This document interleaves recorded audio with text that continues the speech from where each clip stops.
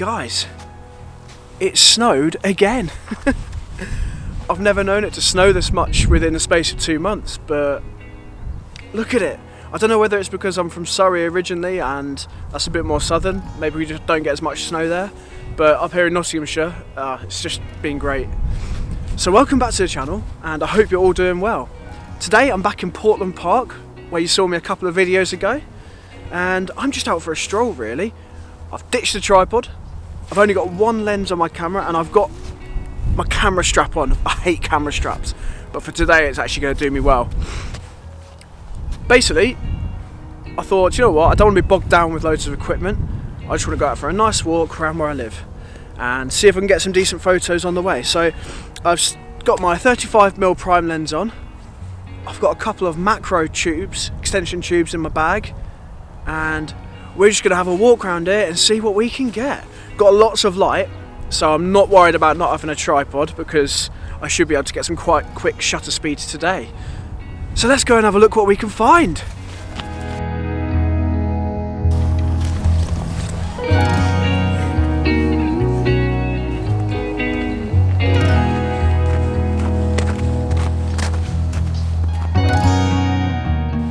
Right, first shot of the day guys, and it's a bit of a macro shot. So as I was walking on this path over here, I noticed something glinting over in the foliage here, and I walked over, and it were these berries with some fresh snow on top, and it just really drew my attention. So that's why I want to take a photo of this, because it kind of tells the story of the day. I was walking through here, caught my attention, might as well take a photo of it. Now, I don't have a dedicated macro lens. What I do have are these macro extension tubes. And if you don't want to spend hundreds of pounds on a dedicated lens, these are a really good budget-friendly alternative. So I think these cost about £30 off Amazon. My mum and dad actually got these for me, so thanks mum and dad, really appreciate it. And essentially what they do is they put a gap in between your lens and your camera, and it just means that your focusing distance is a lot shorter, so you can get a lot closer and get some nice macro shots. So I'm using the smaller part of the macro extension tube because I don't want to have to get really close, and also if I used like the whole 3 macro tubes together, my lens would almost be touching the berry there. So I think this is going to give me a nice shot of these berries. So I'm going to pop it on now, nice and easy. This one also works with autofocus, which is nice and handy. So pop that on, nice clicking sound, turn the camera on, and let's get on with the shot. So as I said, I really like the snow on top of the berries here, so what I don't want is my shadow to get in the way and block the light coming over that was causing the glinting. So I'm just going to stand to one side over here, and there's not too much wind, but I want to get a nice fast shutter speed because the focal plane is so small. Any movement's going to bring it out of focus. So I bumped my ISO up to 500, and I'm on f8 just to bring even more stuff into focus. This is a prime lens that I've got, 35mm prime lens, and I can open really wide to f1.8. But if I did that, only a tiny portion of the shot will be in focus. So I've got up to f8, ISO 500, and that's given me a shutter speed of 250th of a second, which is going to be fine for handheld macro shooting, I hope. Right, so I'm going to take the photo now. You have to get quite close to your subject.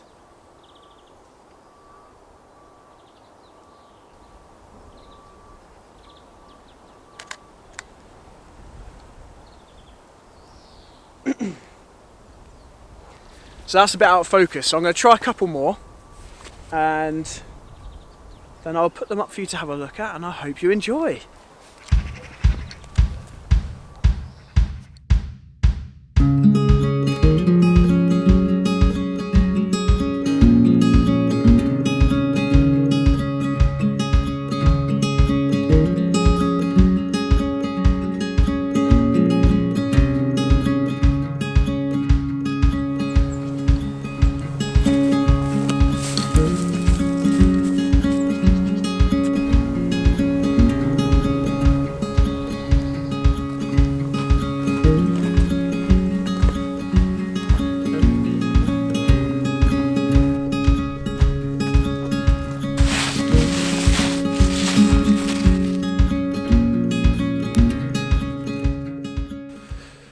So something really nice about going out and taking intimate landscape photography shots like I've just taken. And I really hope you like those shots, by the way, and that they came out nicely. I really enjoyed taking them. Now, I just think that this sort of photography can help people who are just feeling a bit uninspired with their own work recently, especially now during lockdown, where if you're like me, you're probably thinking that you've almost exhausted all of the open landscapes in your local area. I'm sure there's many more for me to find, but that's for another video. But I think with macro and intimate photography, those photos can be taken, oh, I've just got caught in a tree. Those photos can just be taken, anywhere really, you know. If you look at the photo I just took, I'll put it back up for you to have another look. You know, it doesn't say, oh, you won't look at that and go, oh, that was taken in Portland Park. It could be taken in any number of parks in Great Britain or wherever these plants grow. And I think that's really good for people who live in cities and people who just don't think that they could live in a very photogenic area to kind of realise that they can go out with their camera and still get really nice shots. And I encourage you to do that if you do live in one of those places. It's a bit like I was saying in my last video, I'm very lucky to live near this, but if you live in a city and you've got a park nearby, go and take photos. And you know, you won't necessarily go home with award-winning shots, but you've been out and practiced, and it's a new sort of genre of photography for you to delve into. And you never know, you might really like it and start doing it more in the future. You know, that's what I think I might. So I'm going to carry on walking around this park, and I'm going to try and stick to just taking sort of macro shots today. So I'm going to have a little walk around.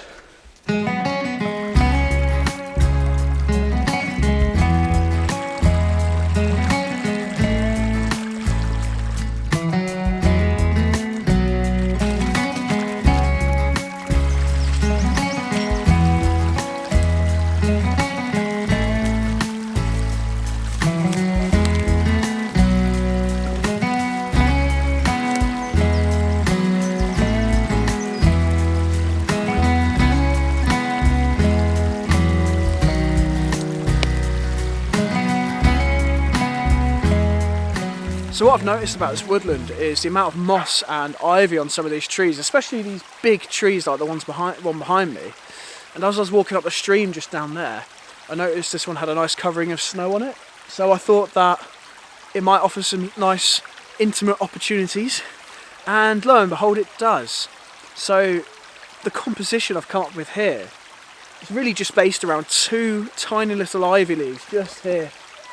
And what I really like about them is the fact that they're kind of separated from all the other leaves, which really gives them some emphasis in the image. And also the snow really simplifies the image as well, because without the snow it would just be a green overload with that moss behind it. There is still some moss in the image, but that's great. I still want that there, I just don't want as much as there would be without the snow, so that's nice. Also, I don't have my extension tube on this time, which is another nice thing, because don't get me wrong, they're really good and you can get some nice images with them, like the ones I took earlier, but you really have to kind of... Oh, I've dropped my lens hood. Lucky I looked down then. So anyway, yeah, you have to really kind of do tiny movements with the macro extension tubes, because it's really easy for them to kind of misfocus. So that's nice that I don't have to do it this time. It's going to be my last couple of images today. I'm going to do them in a couple of different orientations here, so you can have a look at that. So it's, yeah, my last images of the day, just because unlike earlier it's not very sunny now. It started to snow, which is great, I'm really happy about that, but it does mean there's less light available, and I'm not using a tripod, so I've noticed my ISO has been creeping up throughout the day, and I just don't want to really go any higher than 500. I know my camera can definitely do fine images over that, but I'm so close to home. I know that I can come back out tomorrow when it's meant to be quite sunny, maybe, and get more images. So might as well come back and get better quality images rather than get some grainy images. Not that I have a problem with grainy images. If you're out somewhere and you know you're not going to be able to get back to that location for a while, take the shot on a higher ISO, 100%. But just for the sake of today, I don't really need to. So I really hope you've enjoyed this video, and I've kind of helped you understand that, especially if you're living in a city or a place you don't find very photogenic. I just hope that this video has helped you kind of realise there is beauty out there still, especially when you do sort of intimate macro shots like I've been trying today. And you don't have to kind of fret about the fact you're not getting all these massive landscapes. Those landscapes like the Peak District, the Lake District, they're not going anywhere. They've been there for millions of years. So when lockdown ends, they'll still be there and you can go out and take those photos. But for now, I really, like I said before, encourage you to go out with your camera and just practice different genres of photography. You never know, you might really like it. So, if you like this video, just consider giving it a thumbs up and subscribing to the channel. And as always, stay safe. See you later.